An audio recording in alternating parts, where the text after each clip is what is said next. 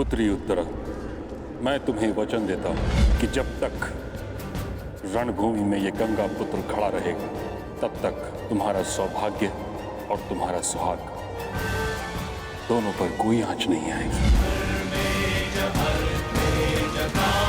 स्नेह और प्रेम के अतिरिक्त तुम्हें देने के लिए मेरे पास कुछ भी नहीं, और इसके चलते मैंने तुम्हारी अर्धांगिनी उत्तरा को वचन दिया था कि जब तक मैं युद्ध भूमि में हूं, तुम्हारे प्राण को संकट में नहीं आने दूंगा।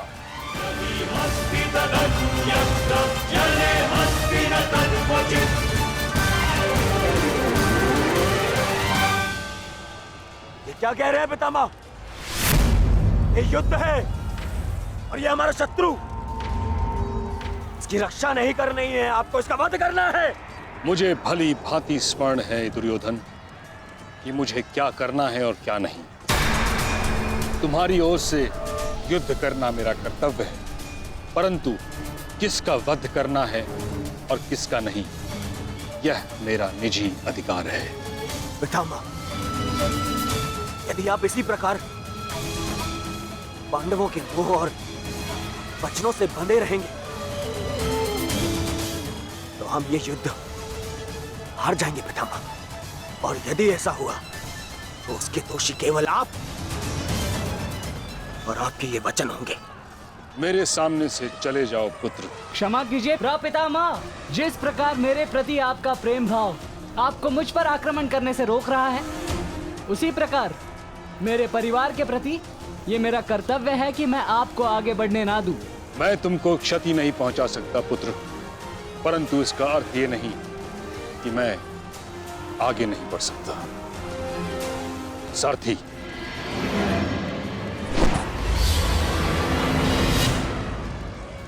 साधु पुत्र, किंतु अगली बार मत चूकना। पितामह, या तो द्वंद कीजिए या समर्पण कीजिए।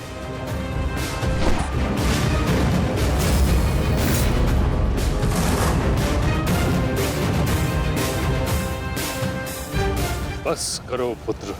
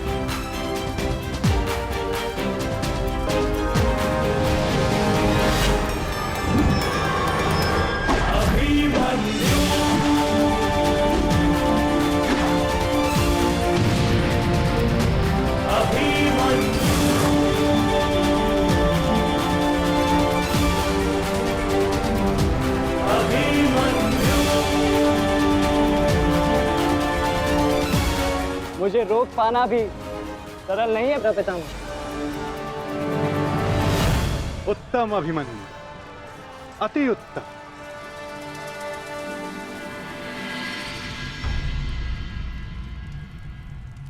ताचरी, ये क्या कर रहे हैं? उन्हें अभिमन्यु पर प्रहार करना चाहिए था।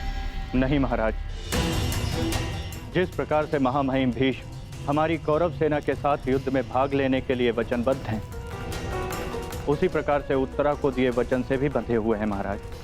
किंतु इस प्रकार, क्या इस प्रकार युद्ध के मध्य में ऐसा करना उचित है? यदि ऐसा ही चलता रहा तो पांडव ये युद्ध जीत जाएंगे। सबसे महत्वपूर्ण सूचना अभी यही है कि युवराज दुर्योधन सुरक्षित है महाराज।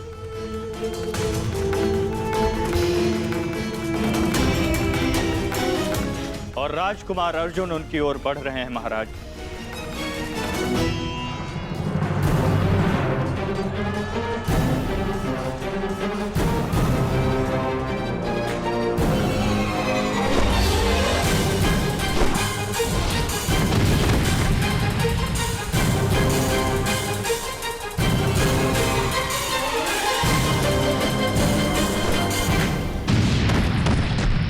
राजकुमार अर्जुन और युवराज दुर्योधन की रथ के पताका के मध्य अब कोई भी नहीं है महाराज। हे ईश्वर, हे ईश्वर, मेरे पुत्र की रक्षा करना।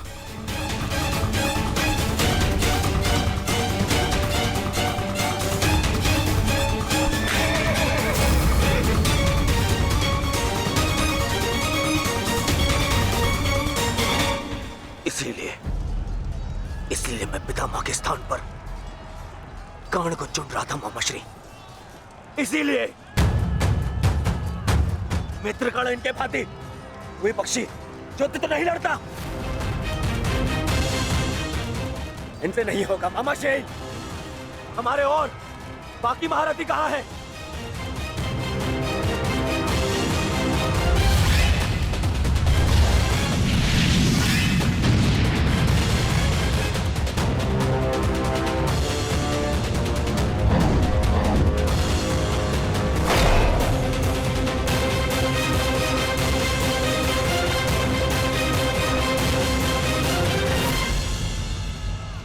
मित्रकर्ण होता तो ऐसी परिस्थिति कभी उत्पन्न नहीं होती। अब कर्ण नहीं है तो कौन रोकेगा इसे? कौन?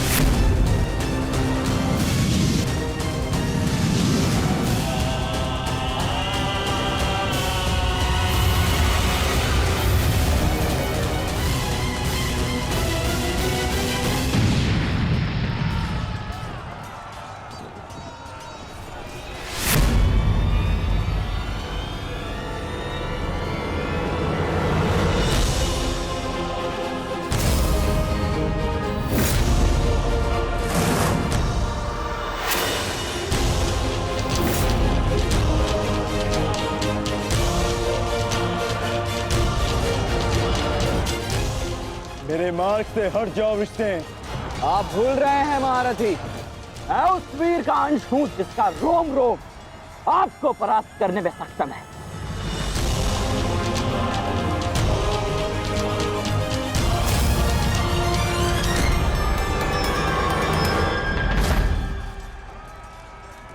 हम यहां युद्ध करने आए हैं और मैं अपने पिता को यह वचन देकर आया कि रणभूमि में मैं उनकी कमी की अनुभूति किसी को नहीं होने दूंगा। मेरे मार्ग से हट जाओ विष्णु। मैं तुम पर प्रहार नहीं करना चाहता और ऐसा करने के लिए मुझे विवश मत करो। आप द्वंद्व कम और बातें अधिक करते हैं।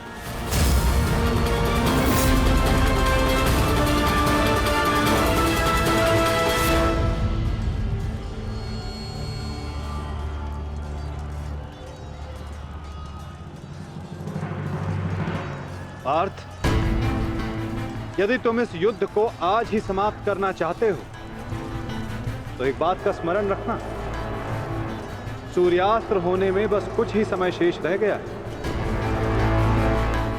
अपने सामने खड़ी बाधा पर प्रहार करो पार्थ।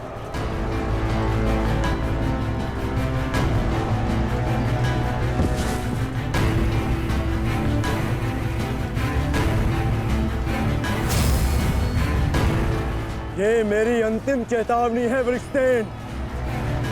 हट जाओ मेरे मार्ग से। चेतावनी देने में समय व्यर्थ मत कीजिए, द्वंद्व कीजिए धनंजय।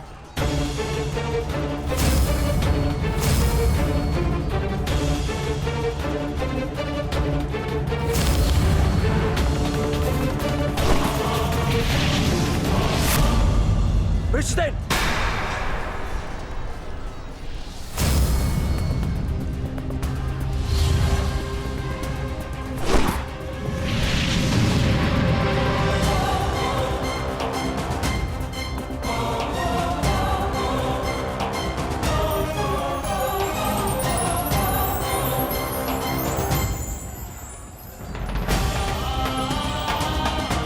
कल्याण हो पुत्र।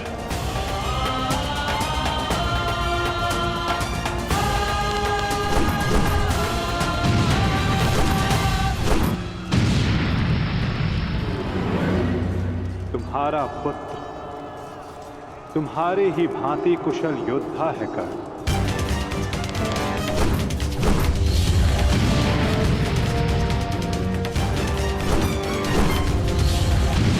मित्र कर्ण, आज तुम्हारा पुत्र वो कर रहा है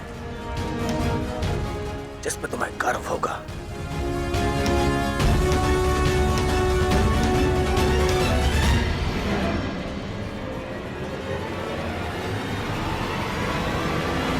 शीघ्रता करो पार्थ, सूर्यास्त्र में बस कुछ ही समय शेष है।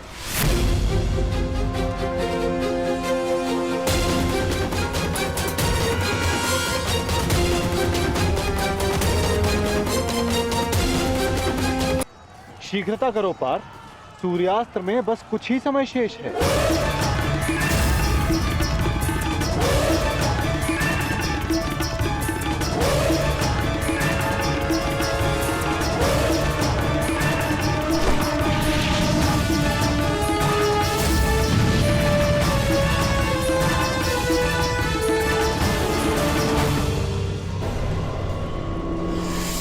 ये पर्वतास्त्र है पुत्र,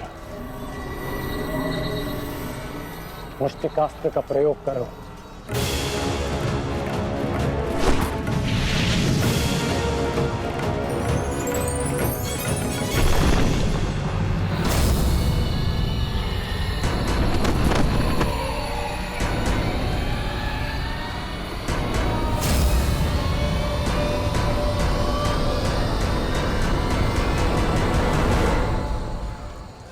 सूर्यास्त होने वाला, ध्वज को कैसे जीते? दो क्षण और मामा श्री। सूर्यास्त होते ही इन पांडवों का विजय का स्वप्न भी अस्त हो जाएगा। क्या होगा यदि तुम अपनी इस मूर्खता को एक छल में परिवर्तित कर दोगे तो क्या हो जाएगा? वज्रव्यूह की विशेषता क्या है दुर्योधन? प्रहार, केवल प्रहार, परंतु रक्षा में असक्षम। जरा देखो दुर्योधन, सभी योद्धा अपने राजाओं के साथ आक्रमण में व्यस्त हैं।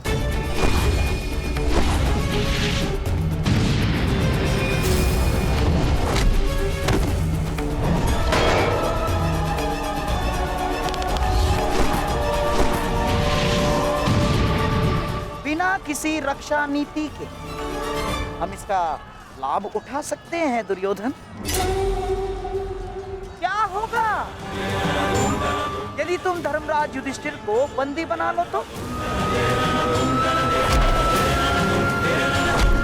यदि पांडवों के ज्येष्ठ भ्राता युधिष्ठिर को हमने बंदी बना लिया दुर्योधन, तो हमारी विजय निश्चित।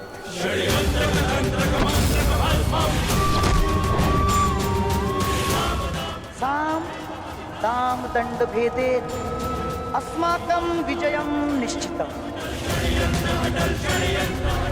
अस्माकं विजयं निश्चितम् दुर्योधन। आपका विचार उत्तम है मामा श्री।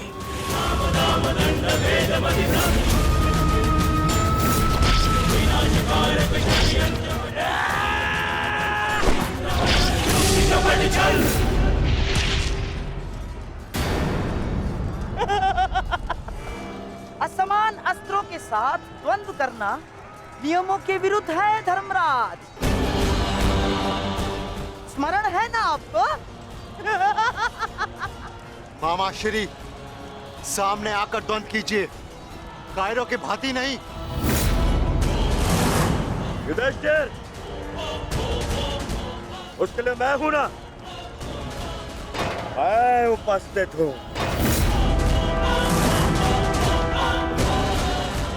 यदि तुम युद्ध चाहते हो तो मैं तत्पर हूं। ये बात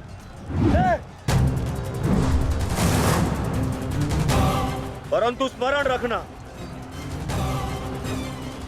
तुम्हें परास्त करने का अर्थ यह है कि इस युद्ध पर मेरी विजय हुई। और इसकी विपरीत परिस्थिति का भी यही परिणाम होगा भ्राता दुर्योधन। अवश्य।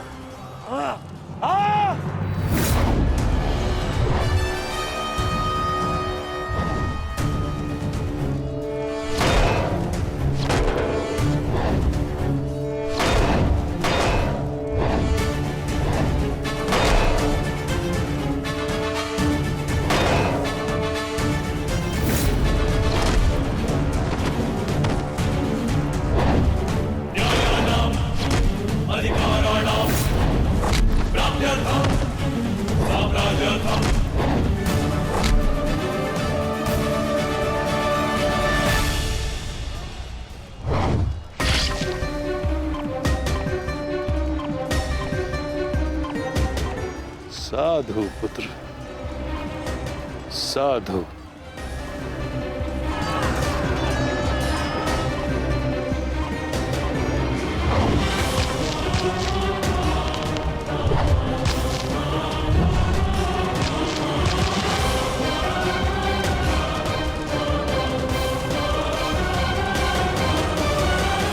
आशा है कि इस युद्ध के पश्चात तुम जैसा योग्य और वीर राजा हस्तिनापुर को मिलेगा।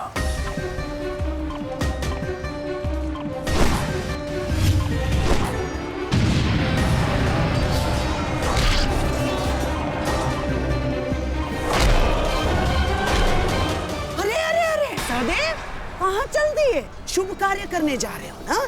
मामा श्री का आशीर्वाद नहीं लोगे? आओ प्रणाम करो।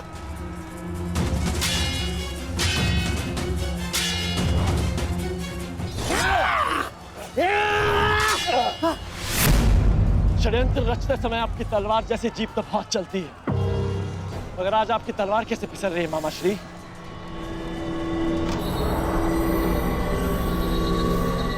नहीं दुर्योधन,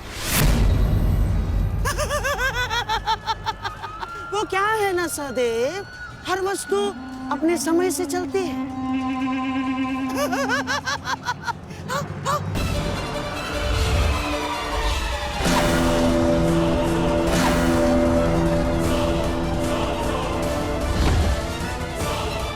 सावधान पुत्र, अब तो पहाड़ आएंगे।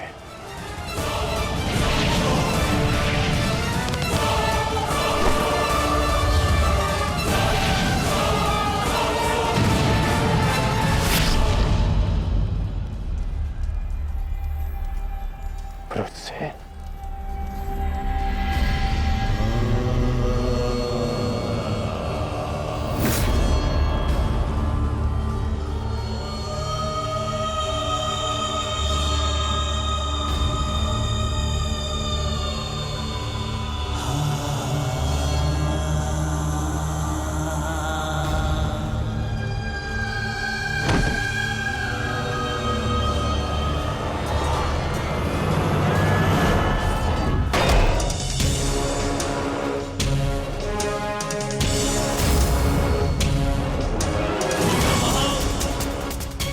जाकर उस पताका को ले आओ। दुर्योधन मेरे साथ युद्ध में व्यस्त है। जाओ।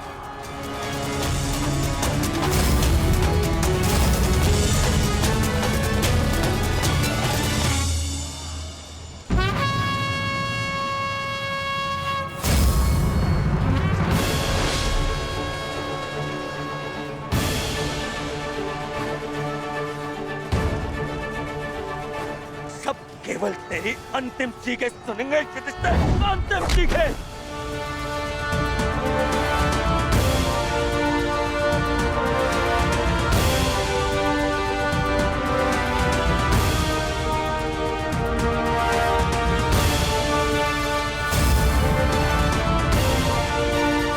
अरे कोई रोको उस बालक को।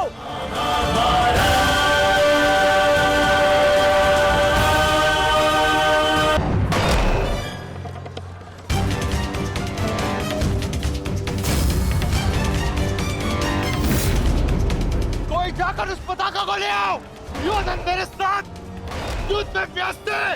जाओ।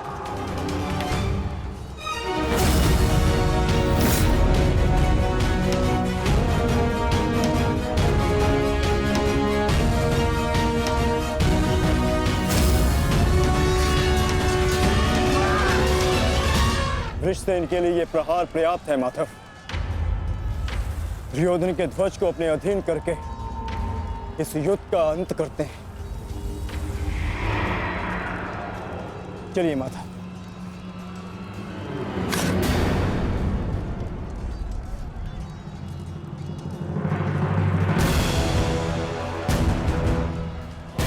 महारथी अर्जुन, द्वंद्व भी शेष है।